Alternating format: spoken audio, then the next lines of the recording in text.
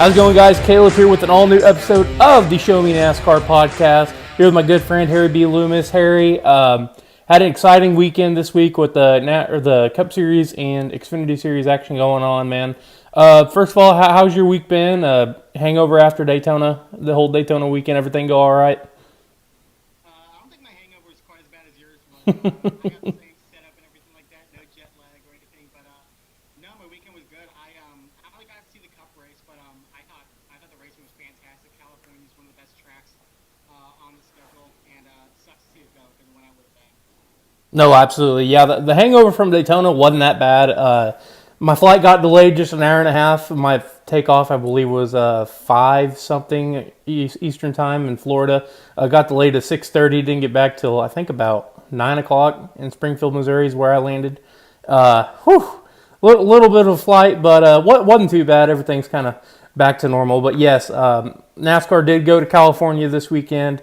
Overall, great racing, I would say. I think we can just go ahead and jump into that. But that's not really the topic, especially for the Saturday, because there was no on-track action on Saturday due to some wacky weather. I mean, rain and snow. Rain's kind of usual out there, but snowman in Southern California, that's something you'd see in the Midwest. No, yeah, I saw. I think it was Brock Beard tweeted he was about to start his travel, and there was snow all around. I knew he was from the West Coast. I was like, I didn't think California was supposed to get snow. I didn't think it was that possible for them. So, yeah, I knew looking the whole week there was supposed to be a bunch of rain and everything like that. But yeah, definitely wasn't expecting to see some snowfall. No, I was seeing some video from Jeff Gluck and Bob Pockers. I'm pretty sure them snowflakes. I mean, they were huge. I mean, they were kind of Midwestern snowflakes. But the on-track activity was canceled on Saturday. Obviously, that meant it was kind of going back to the old 2020 and part of 2021, where you just show up and race, and that's exactly what happened there. Sunday, starting off, we're going to start off with the Cup Series. I'm going to be honest, I only caught the last 20 laps on the TV, so I didn't get to hear much of the broadcast. I heard there was a little bit of an improvement on that. But I did listen to MRN, and here's the thing I love and I dislike about MRN, is that they can kind of be misleading. Usually they have great announcers. There's Dave Moody, Mike Bagley, Jeff Striegel, all great guys. They can make a boring race seem exciting on radio. So when I was hearing all this, I didn't know if it was actually going to be good racing or not. But looking some of the highlights, man, you just saw just about everything. You saw the lead, Kyle Busch taking off. He had like a 3-second lead, I think, whenever he took the checkered flag on Sunday. But you just saw about everything. You saw 28 lead changes, some big wrecks, especially on the restart right there during the middle of the race. Ross Chastain sweeping both stage 1 and stage 2. He came up short at the end, but looking back, it seemed like a great showing at Auto Club. Yeah, I thought the racing was fantastic. For the most part, they were worried about the weepers a little bit and tire wear was a factor, don't get me wrong, but it was pretty much same old California. You know, there were some dive bombs on restarts. The outside was the way to go. Remember, there were a couple times there were like 5 cars single file on the outside, and I think it was at one point William Byron on the inside. You just got absolutely freight trained. It looked like Daytona almost, where he just had no help and was going to get the run. But no, for the most part, it was kind of the same deal. I think Ross Chastain won the second stage. I think there were about 15 laps to go. I think I had to run and go do something, and I think he had about a second lead over Kyle. Ended up winning the stage by 6 seconds because, you know, like they said, it's a momentum track. He gets that line, he hits his marks, and all of a sudden with that clean air, he just starts flying. But no, I think clean air was definitely king again, and Kyle won that race. The lap before they went into pit, he got to the outside of he got to the inside of Chastain, dive bombed him a little bit, was able to clear him, and Ross tried to pass him on coming to pit road because they both hit that lap. But Kyle's crew, they got it done. That's one thing I don't think we talked about enough this week. Joe Gibbs' pit crews were struggling this week. I think Bell had an issue, Truex had 1 or 2. Kyle, now with RCR, clean pit stops. I think he made the only mistake for the day, but they won that race for sure. That's kind of, you made a good point right there. Joe Gibbs' pit crew struggling. They used to be the top of the line. I remember just about 5, 6, 7 years ago, they were coming up with innovations and whatnot, making some really fast pit stops. And even with NASCAR making rule changes of limiting pit crew members over the wall, they were still fast. I don't know what's changing. I don't know if it's just the single nut, if that's messing them up, or for whatever it is. But man, they've kind of falling off the charts there. No, it's hard to explain. You know that I still think from watching like the mid 2000s Joe Gibbs. You know when they had Kyle Busch as best, Denny Hamlin as best, Edwards, Kenza, like that was the dream team. That was like the debuts for the Patriots, and now it kind of feels like almost kind of feels like watching the Patriots without Brady. It's just not. It just doesn't have the same aura about it, and there's still a lot of talent there. Don't get me wrong, but just something about it, it's just not right. Exactly. How surprised were you seeing Kyle win as quick as he did with RCR? He's been up front at the Clash during his duels before he got wrecked out by Suarez.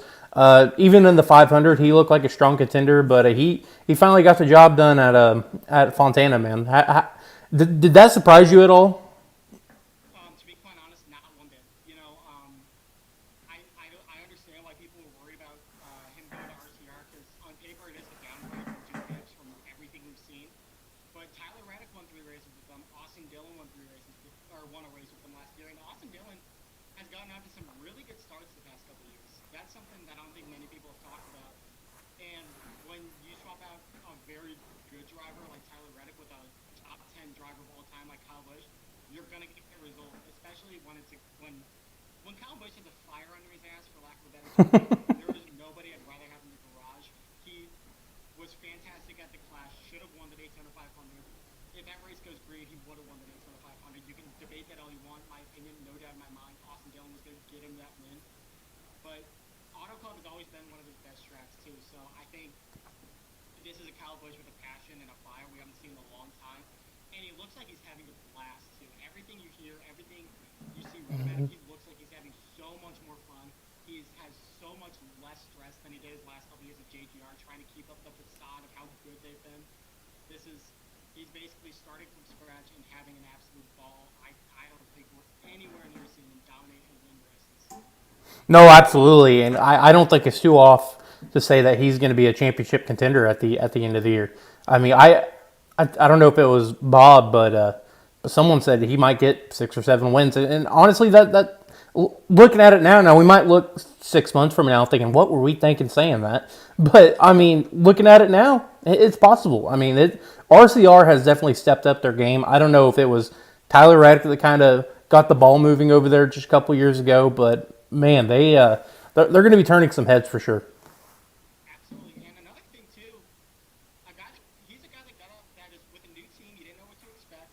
He reminds me of, Kyle Larson won his 4th race at Hendrick. Kevin Harvick won his 2nd race at the Stewart Haas. Matt Kenseth won his 3rd race at Vegas.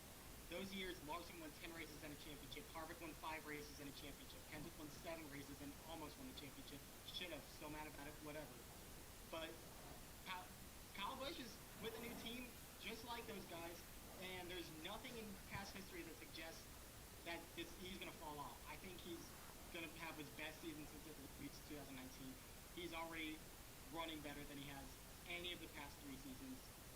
I am scared for the rest of the field for what Kyle can do. Exactly.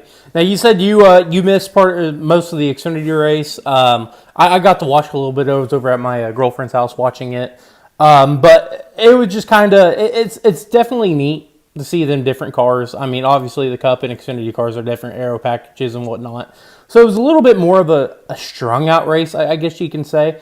But man, them restarts they were going 5 wide, putting in some good action. Sheldon Creed, I don't know if you saw this, man. He looked like he was going for a heck of a wreck, and he had that ultimate save. It kind of looked like the best analogy I guess I could say was Bobby Labonte in 2010 when he spun at Speed Weeks in Daytona. Just saved it. I think he got a little bit of damage on the bumper there, but he saved that. It could have been definitely a lot worse.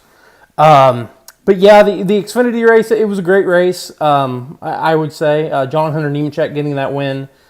He's another guy I think that could be in the title hunt for the Xfinity Series Championship, especially with Joe Gibbs. What are your thoughts on that? Any thoughts? Yeah, I was able to see highlights. I was getting some pretty good updates from some friends, but that Creed said, man, you were talking about. Yeah, he got a little bit of damage on the right rear, but he went from being junked for the 2nd week in a row, finishing probably 34th or something like that. He was leading, if I recall correctly, on a late restart. He was kind of screwed up on tire strategy, but that's a complete 180. So Xfinity shines that car that aero package shines at these kind of tracks. You know, the Michigans, the Californians, and the Homesteads. It just puts on unbelievable races, especially in restarts, like you said. But man, Nemechek looks good this year. Mm-hmm. He's about 3 inches away from winning both races already. He's done well in his limited starts with Gibbs. He won Texas a couple years ago, almost won Richmond last year, and with Allmendinger, Gibbs, and Gregson going top, that's 20 wins from last year up for grabs. Man, Nemechek can have himself a monster year. No, no, I agree, and it'll be definitely exciting because I feel like Xfinity they produce some of the better racing than I think all top. It's one of my favorites. It's a shame that it got postponed from Saturday, but it was cool seeing them cars under the lights at Fontana. One other big nugget I forgot to mention, I kind of hit it over there, but the restart crash, collecting 9 cars on that during the Cup race. Do you think there's going to be any changes to that with the restart zone procedure? Excuse me.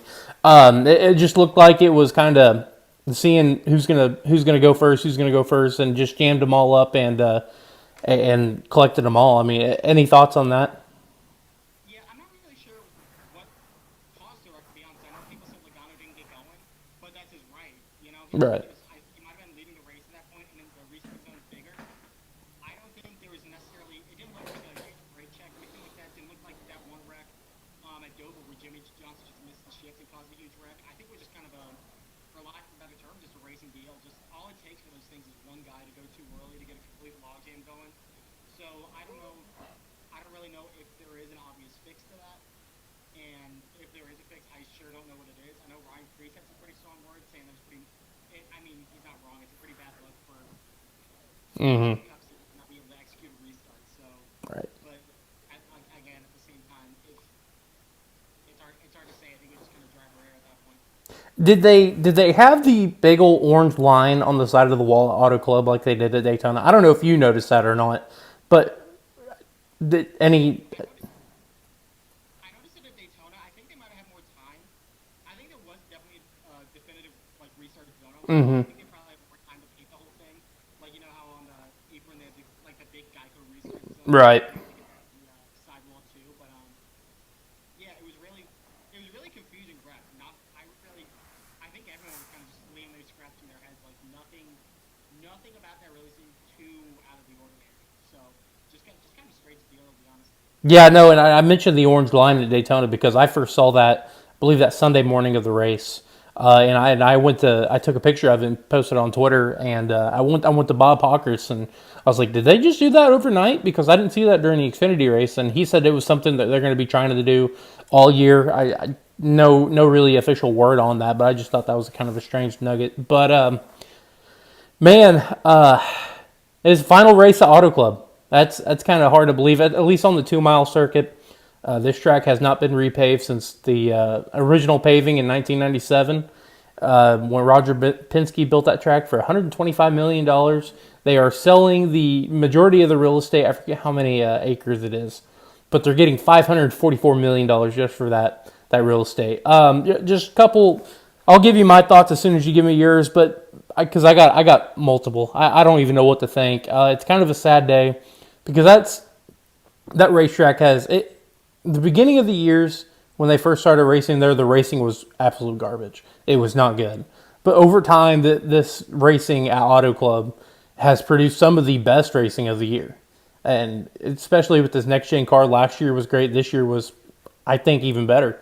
I don't know. But it's kind of sad to see. Kyle Busch mentioned this in the media center. I was catching this on YouTube. He said that he doesn't really know how long they could keep on racing at the 2 mile Auto Club Speedway if they decided not to convert it to a short track.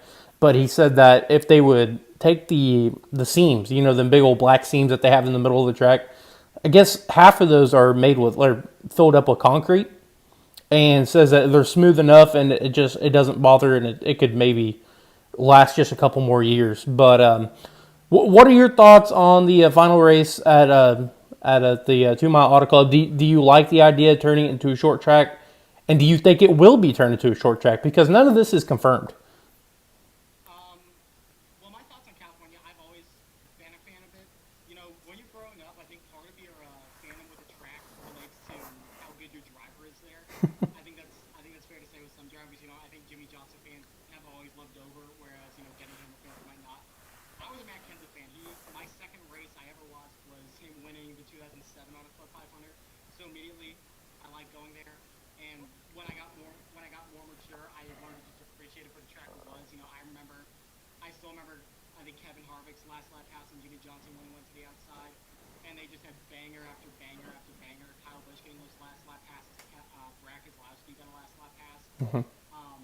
But that it always produced some of the best racing in the Cup Series, and especially the Xfinity Series, like we said in years past. And in terms of the reconfiguration, in my opinion, it kind of has the same effect as Atlanta did on me.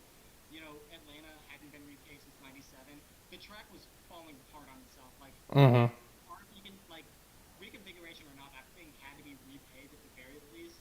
Now, I do think it is going to be turned into a short track. I haven't really seen anything that makes me think that they revert from that. Everything sounds like pretty much waiting for the ink to dry. But I don't know. I don't necessarily. It's tough because we need more short tracks in places other than the southeast. The three short tracks were on Bristol, Tennessee, Richmond, and Martinsville, Virginia. We need to expand that area because short track racing is some of the best. But man, it just sucks to see that at the expense of one of our best tracks. I don't really know. I'd love to see them if they're reconfiguring tracks, everything like that. I would love to see them find a way to make California to take the configuration of California to another track. I saw someone just spitballing turning Texas into a 2.5-mile V shape like California is nice and wide. That's never going to happen. No. I feel like that would be awesome to see. But definitely a sad day for NASCAR. I don't think it's guaranteed that they go back to the short track. I think it's a lock that the short track's coming, but it just sucks to see what's happening to one of the best tracks. The third time it's happened in California too, but I'm gonna look back on California fondly for sure. Yeah, I have a lot of emotions. First of all, Fontana was never a track that I deeply loved, but it wasn't a track that I hated. There was a lot of other tracks that they raced on that I was not a big fan of. But man, seeing because it's a catch-22 situation. Because if you just repave Auto Club, the racing there is not going to be good. It's going to be fast, but it's not going to be good. And you're not going to see that tire wear like you did previous years. But at the same time, just tearing up the track. Here's where I have an issue. Or I don't know if it's really an issue. But it's almost like it's guaranteed, but it's not guaranteed they're going to build that short track. Because they were saying right now, like I remember Steve Phelps when he was talking in the Clash, I don't know if it was press conference or whatever, talking about Auto Club. He just didn't, nothing was for sure. It just said, right now, here's our plan. Right now, here's what we're going to do. Here's the future of racing in Southern California. But, it's almost, I don't know. Short tracks are great. I love them. But with this next-gen car, let's be honest, they haven't been good. The only short track race that was halfway decent was the last Martinsville race. That was because Ross Chastain had that last lap wall riding move that's no longer allowed there, so you don't even have that anymore, which that's a whole nother topic. But man, I don't know. It's tough. I hope they do build a short track out there, and I hope NASCAR returns out there because it's a market that we need to be in. The Clash is great, but we both agree that is not the solution to go, and points paying for sure. It's just one of them deals, man. That it's just like, well, it's here. So hopefully they can build it as fast as they can. Hopefully it's a great short track. Hopefully we fix our NASCAR short track package for the Cup cars here before long, because short tracks are great. And I feel like if they built a short track in where Texas is, which they're not obviously going to do because they got the big grandstands there they're not going to want to mess with, and they have the Speedway Club or whatever it is that's on the turn 2 right there. But it would be great to have a half-mile Bristol in Texas or in California or wherever in these big cities. It's just It's one of the deals, and another deal is that whenever they make like racing movies, Herbie Fully Loaded is one of them. Ford and versus Ferrari, you see Auto Club there, which is kind of a neat thing. That's one thing I'm gonna miss. It's gonna be hard to recreate that in a short track, but yeah, it's kind of a bittersweet day. It's a bittersweet day for sure for NASCAR and Auto Club. Yeah, absolutely. You said something there. One of the tracks that you didn't love but didn't hate either. I'm curious. Do you have a least favorite track or a track you look forward to going to the least on the Cup Series? Oh boy. This could open a whole can of worms. Oh no, it can. New England fans, if there's any listeners from New England, I'm sorry, but I can name 3 or 4 tracks over there that I don't hate, but I'm just like ugh. Pocono was one of them for sure. New Hampshire was one of them. Um, this is going to be controversial because it's not even in the East Coast. But for the longest time, I did not like Chicagoland for a while. I don't know if it was just because 2018 is when I finally liked it because of the great racing there was. I don't know what it was, but some of them races, like especially in the mid 2000s, ones that Martin Truex Jr. dominated, man, they were not. I just didn't like them. But I was younger back then. I was a junior fan back then. He only had one win at that track, so I wasn't a big fan of it. But now as an adult, I don't hate any track because then there wouldn't be any racing there. But there was some. New Hampshire, I would say is probably my least favorite out of all the tracks. How about you? Yeah, New Hampshire, I was hitting this on. Again, growing up, a lot of it was who was winning. And to be quite honest, I wasn't a big fan of a lot of the drivers that were winning. I know Clint Boyer got a couple, but other than that, it seemed like it was kind of the regular guys you would see every week. Mm-hmm. Range races. The racing just didn't excite me there, even though like I kind of grew up and it was the same racing at Gateway, the track I work at. Like, it's a very similar style of track, which honestly I thought both of those races were pretty good this year. Mm-hmm. New Hampshire week one was unbelievably good. That was Right. the best race of the entire year. But for me, the two that always came to mind, I was never a fan of Phoenix. It just never excited me. Okay. Yeah. The cup races were pretty boring. Since they switched the front stretch and back stretch, the cup racing's got a little bit better, has been great. Xfinity trucks have been awesome there. I am a huge fan of it. So one track I've never been a fan of. You're kind of going to learn a lot about me. I'm not a big fan of short track racing. My least favorite track, I've never liked Sonoma. Ever. Really. Really, only one race I can remember that was like really had me on the edge of my seat. That was Tony Stewart's last one in 2016. Every race other than that just seems like it's all strategy. It seems like the racing is way too spread Okay. out. During the stage era when they had the carousel, you knew the 3 drivers that were going to run 1, 2, 3 by the end of the first stage. I could not get on board with it for the life of me. It's got a little bit better. The short next gen package for road courses is exceptional, but it's of all the road courses, I can live with some of them. I love Watkins Glen. Never liked Sonoma. Okay. I don't agree with that. I mean, but I understand. I understand where you're coming from. I guess another track that I was not a big fan of growing up was Kentucky. I don't know. I didn't know what it was. And here's another thing. Since we're kind of least favorite tracks and whatnot, but anything. Oh shoot.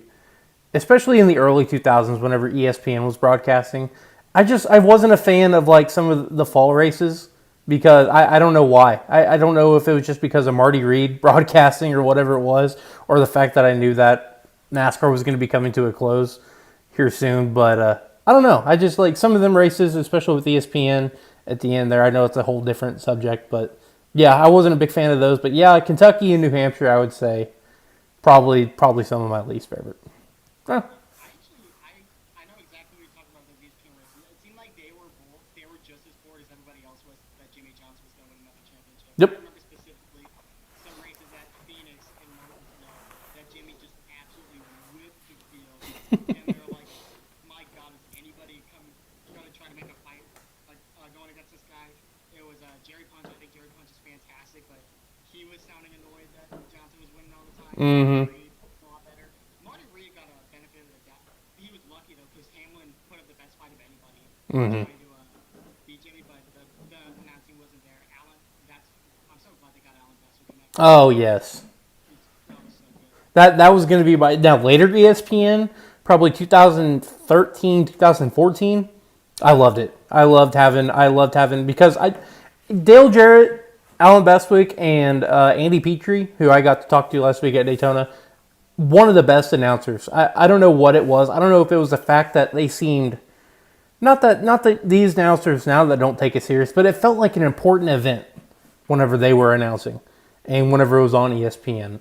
But now with Fox, it just seems like a clown show. That's a whole other can of worms. Especially, I used to love Fox.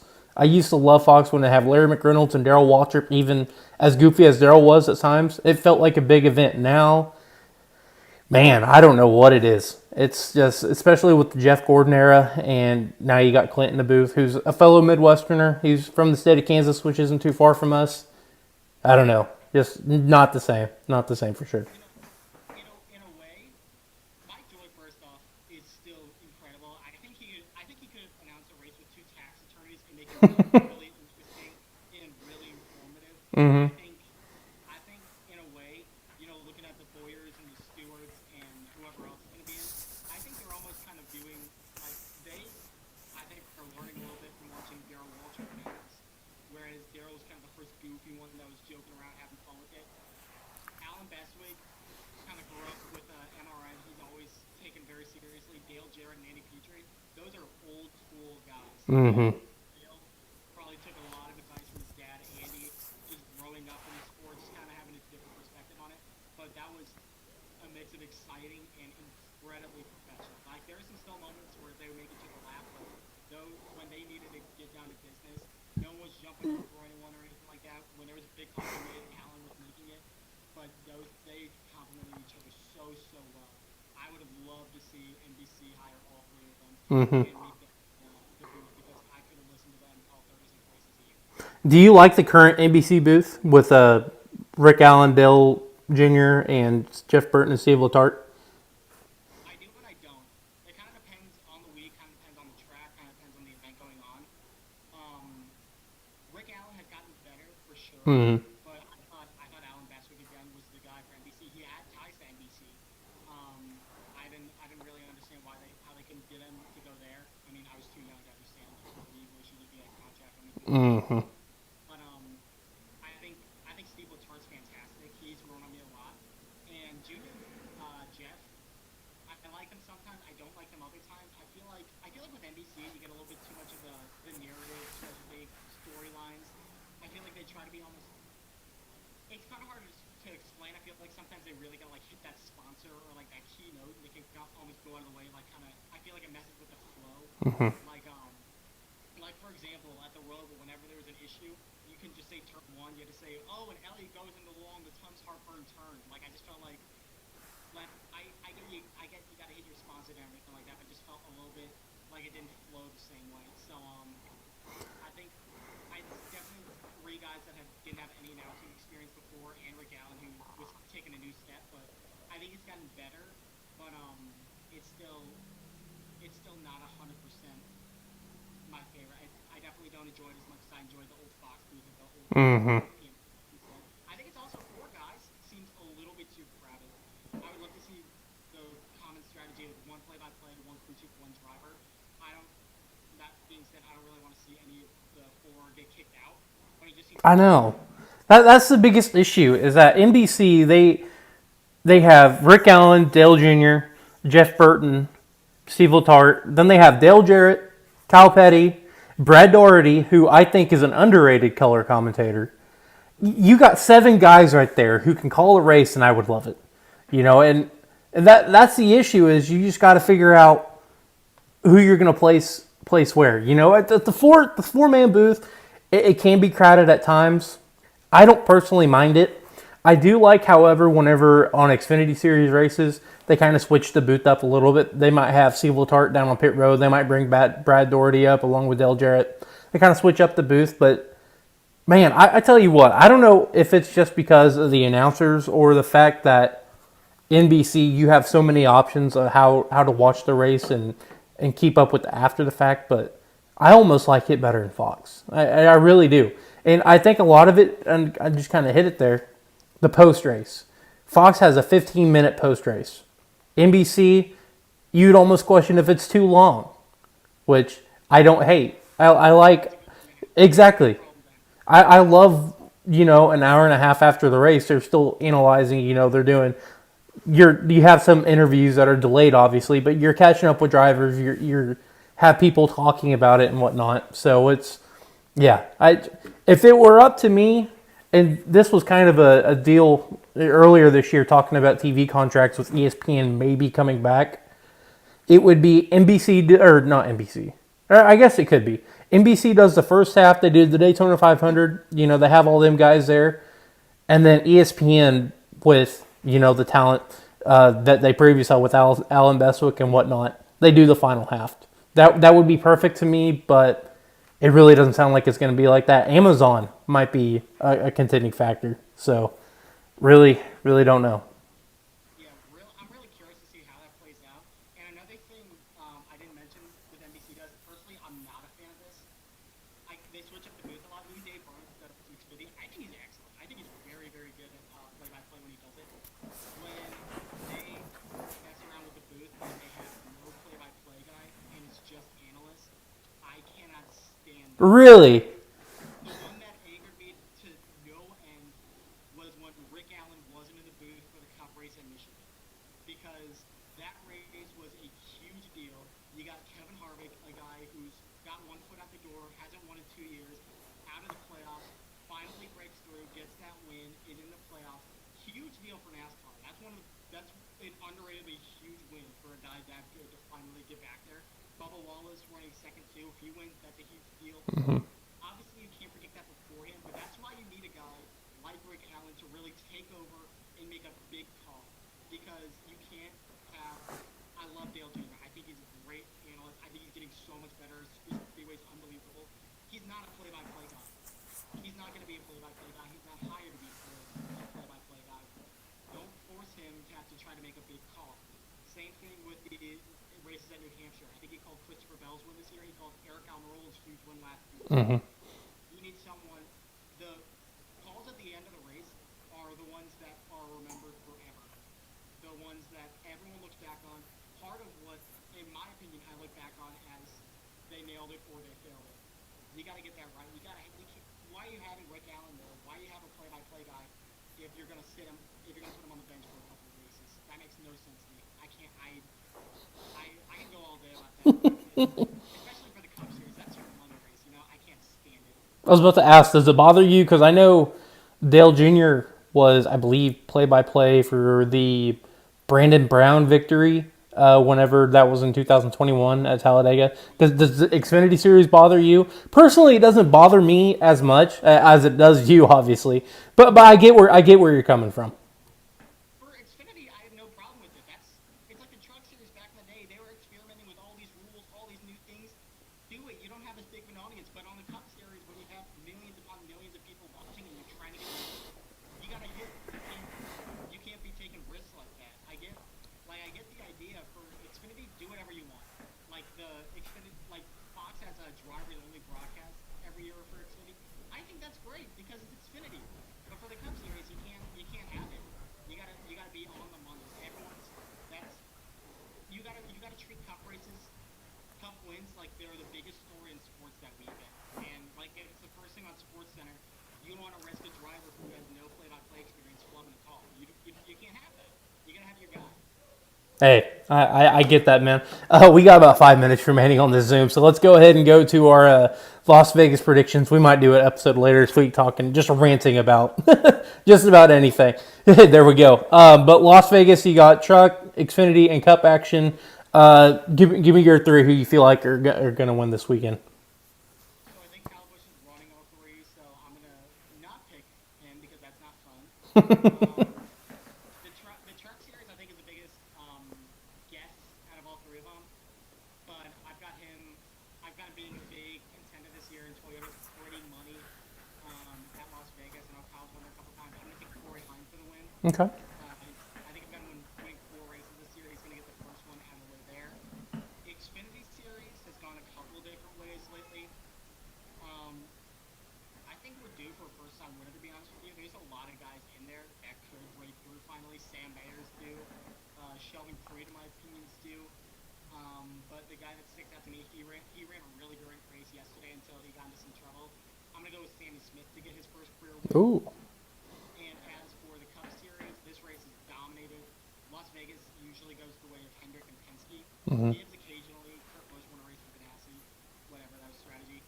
I think Penske is the team to beat once again. Logano's run really well the first couple of races. I'm going to take him. Get his second straight Vegas win. Hey, there we go. Kind of like what you said, trucks is almost a crapshoot because you got a lot of guys in there. But Las Vegas for the Truck Series is kind of an older track. They've been racing there since '96. They had 80 trucks try to qualify for that event. So with the retro, not a retro, but with an older track, I'm going to go with an older veteran. Give me Matt Crafton. I believe he's going to get the. Give me the Matt Crafton for the Las Vegas win. Xfinity, I agree with you. It's going to be a first time winner. But this guy drives a Chevrolet for Junior Motorsports. Give me Sam Mayer. He hasn't won an Xfinity race, has he? No, he lost by that much to Allmendinger at Talladega, but he still hasn't gotten one. Hey, there we go. So we're gonna get a first time winner there. And sticking with the Chevrolet brand, I am gonna go with a Hendrick Motorsports driver that has had a couple of wins last year. Give me William Byron. I think he's going to maybe turn some heads as maybe a title contender with the win at Las Vegas. It's going to be I believe, Chevy won at Daytona and they won at Auto Club, so it's going to be a 3-week stretch for Chevrolet getting in victory lane. I like it. Byron's pretty good here too. That's a pretty solid pick. Yeah. Hey, there we go. Well, guys, hopefully we're right on our predictions. We'll discuss about that on next week's episode. Expect this episode to come out either Monday night or Tuesday afternoon. Just kind of depends on how slow my internet is on editing and whatnot. And so thank you guys very much. Harry, you got any final words? No. 2 for 2, 2 good weekends so far this year. Hoping for some good stuff in Vegas. Yep. And if you guys are interested in sponsoring us, we'd be happy to get you guys there. I'm working on setting up a Patreon. I really am. I just haven't had the time yet, but I would love to. We'll discuss that on a future date, but would love to have you on. If you're interested, just feel free to shoot us a message anywhere. We got our Twitters down in our bio, but thank you guys for listening to another episode of the Show Me NASCAR podcast. We'll catch you later. Thank you guys.